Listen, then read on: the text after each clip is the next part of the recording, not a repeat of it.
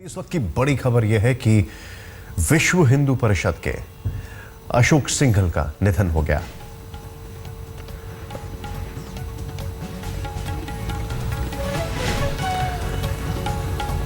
लंबी बीमारी के बाद अशोक सिंघल का निधन।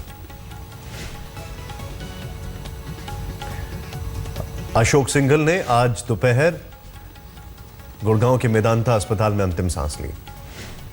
वीएचपी के संस्थापक थे अशोक सिंघल।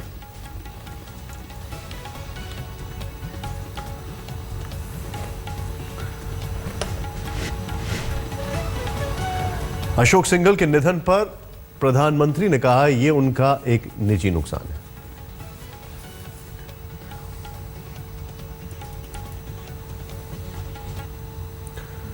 बीएचपी के तेज तर्रार नेता अशोक सिंघल का निधन। मेदांता अस्पताल में लंबी बीमारी के बाद अशोक सिंघल का निधन हो गया। अशोक सिंघल को कुछ दिन पहले ही मेदांता अस्पताल में भर्ती कराया गया था। सांस लेने में तकलीफ की वजह से काफी समय से बीमार चल रहे थे अशोक सिंघल। सांस की तकलीफ के बाद इलाहाबाद में तबीयत बिगड़ने के बाद गुड़गांव लाए गए। 1964 में अशोक सिंघल ने वीएचपी का गठन किया। 20 साल तक वीएचपी के अंतर्राष्ट्रीय प्रमुख। 2011 से वीएचपी के अंतर्राष्ट्रीय प्रमुख रहे अशोक सिंघल। लंबे वक्त तक राम मंदिर आंदोलन से अशोक सिंघल जुड़े रहे हैं। बाबरी मस्जिद केस में आरोपी भी थे अशोक सिंघल।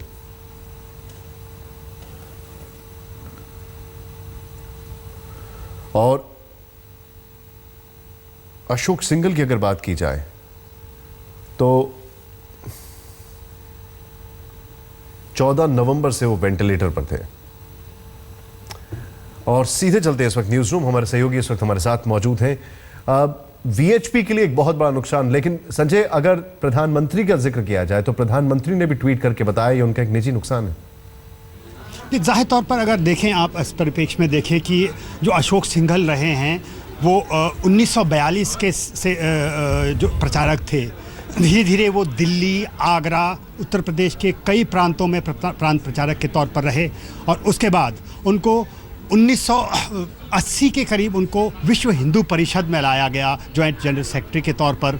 और 1984 में उनको जब जनरल सेक्रेटरी विश्व हिंदू परिषद का बनाया गया तो आपको याद होगा कि विज्ञान भवन में पहली बार विश्व हिंदू परिषद की एक धर्म संसद हुई थी, जिसमें हिंदूवाद को फिर से रिज्यूनेट करने का एक नारा दिया गया था। और राम जन्मभूमि का जो आंदोलन है उसकी भूमिका वहीं से रखी गई थी। और आने वाले में दिनों में आपने देखा होगा कि जो राम जन्मभूमि न्यास को लेकर के जो लड़ाई राम मंदिर को लेकर के लड़ी थी, वो उसके सबसे शीर्ष नेताओं में से एक थे। वही पूरे धर्म संसद को उन्होंने जागृत किया था, इकट्ठा किया था सभी साधु संतों को। और उसके बाद ही कई बार उन्होंने देश में इसके लिए हर सरकारों से मांग की। सरकारों के मांग के साथ साथ उन्होंने प्रदर्शन धरने किए, लोगों को जागृत करने की कोशिश की। और उसके लिए यहाँ तक कि पूरा सामान, साजो सामान पत्थर तक ला करके अयोध्या में रखे हुए थे। तो वो इस बात के विश्व हिंदू परिषद को हिंदुइज्म के लिए और राम जन्मभूमि के जो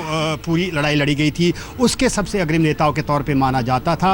उसके बाद वो अंतर्राष्ट्रीय अध्यक्ष रहे विश्व हिंदू परिषद के 2011 तक, जब उनकी तबीयत बिगड़ने लगी। और उसके बाद वो थोड़े से पीछे हो गए थे और प्रवीण तोगड़िया को कमान दी गई थी अंतर्राष्ट्रीय अध्यक्ष वीएचपी के तौर पर। और तब से लगातार वो बीमार रहते थे, लेकिन उसके बावजूद भी हिंदूवाद और राम जन्मभूमि को लेकर के लगातार वो संघर्षरत रहते थे। एक और चीज, अंतिम संस्कार कहां होगा? अंतिम संस्कार कुछ जानकारी इसके बारे में?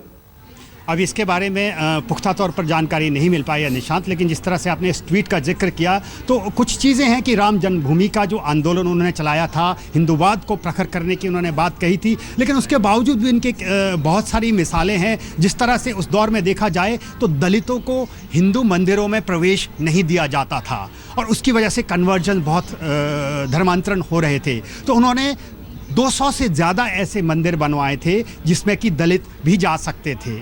यही नहीं, और उन्होंने जो दूर दराज के जो इलाके हैं, कबाइली इलाके हैं, जहाँ पर जो लोग कन्वर्शन की तरफ ज़्यादा जा रहे थे, वहाँ पर लोगों को सुविधाएं, एजुकेशन पहुँचाने के लिए भी उन्होंने बहुत काम किया था। तो शायद इसी वजह से ख़ास तौर पे उनकी ट्रेनिंग एक आरएसएस के प्रचारक के तौर पर थी, और उस वक्त ख़ास तौर पे आदिवासियों के बीच में और दलितों के बीच में आरएसएस अपने अपने कदम फैलाना चाह रहा था, क्योंकि उन पर मधुवादियों का आरोप लगता था। तो वो उन नेताओं में भी अग्रणी थे जो कि दलितों या आदिवासियों को पहचानना, उसकी समस्याओं को समझना, और ये जो कन्वर्जन्स हो रहे हैं इसको किस तरह से रोका जाए, ये सबसे पहला कदम भी अशोक सिंघल ने उस वक्त उठाया था।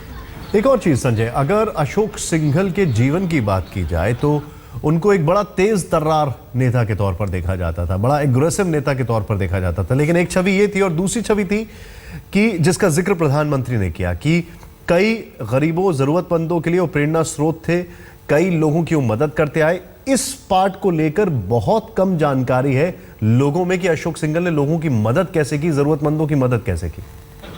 देखिए, लोगों की बात अगर करें तो लोगों के बीच में वो ख़ास तौर पर 1984 के बाद में आए, जबकि पहली धर्म संसद जो कि विज्ञान भवन दिल्ली में की गई थी, जिसमें तमाम तरह के साधु संत और सभी धर्मों के लोग वहाँ पर मौजूद थे। सैकड़ों की तादाद में लोग वहाँ पर आए थे, और वहीं पर हिंदूवाद को अलग से रिजुविनेट करने की बात कही, और राम जन्मभूमि की बात जब उन्होंने प्रखर तौर पर कही, जाहिर है भाषण के तौर पर वो, उनकी भाषा बहुत प्रखर थी, सीधे बोलते थे, सपाट बोलते थे। कुछ लोगों को वो भाषा पसंद भी नहीं आती थी, लेकिन लोगों के जहन में उनकी तस्वीर वहाँ से उभरी। जबकि उससे पहले 1942 से लेकर के 1984 तक वो आदिवासियों, दलितों और प्रचारक के तौर पर इसी तरह के लोगों के बीच में काम करते रहे थे। शायद उस वक्त वो सुर्खियों में नहीं आते थे, इस तरह से मीडिया के जरिए लोगों के सामने नहीं आए, इसलिए जो छवि उनकी जानते हैं लोग, आम आदमी जानता है, शायद वो वही जानता था कि वो विश्व हिंदू परिषद के एक प्रखर नेता थे। और राम जन्मभूमि का जो फिर से राम जन्मभूमि को बनाने के लिए जो एक संघर्ष शुरू किया गया था, उसके अगुवा अशोक सिंघल के तौर पर उनकी पहचान दुनिया में बनी।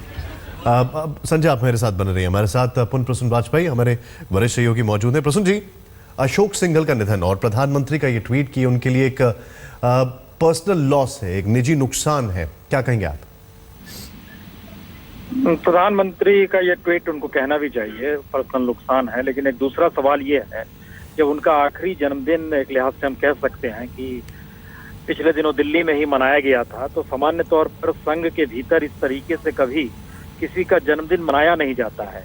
लेकिन अशोक सिंघल जी का जन्मदिन दिल्ली में मनाया गया, और अशोक सिंघल जी ने जब उन्हें बोलना था,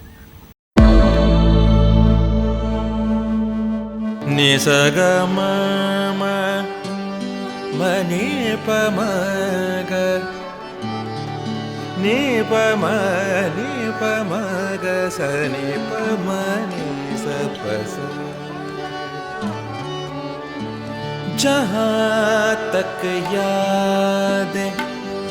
याद आती रहेगी,